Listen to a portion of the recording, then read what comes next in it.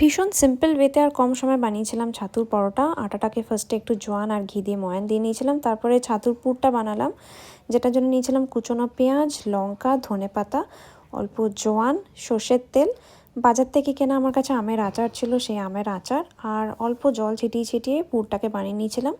তারপরে সেই আটাটাকে গোল করে কেটে বাটির আকারে দিয়ে তার মধ্যে ভরে নিয়েছিলাম ছাতুর পুরটা দিয়ে এটাকে মুখটা সিল করে আমরা একটুখানি এটাকে ভালো করে চেপে বেলবো হচ্ছে শুকনো আটায়। বেলার পরে যেটা করব সেটা হচ্ছে মিডিয়াম টু হাই হিটে গ্যাসে আমরা সেঁকে নেব। আপনারা হেলদি ভার্সন খেতে চাইলে যেরকমভাবে রুটি করে সেরকমভাবে করতে পারেন। অরেঞ্জ যেটা আমি করেছিলাম একদম অল্প 1-2 ফোঁটা সর্ষের তেল দিয়ে ভেজেছিলাম। হ্যাঁ, সর্ষের তেল দিয়ে ভালো লেগেছিলো। তারপরে ব্যাস আবার কি গরম গরম সার্ভ করুন। আমি সার্ভ করেছিলাম আলু মেথি দিয়ে, কিছু কোচানো পেঁয়াজ, আচার, ডিম সেদ্ধ।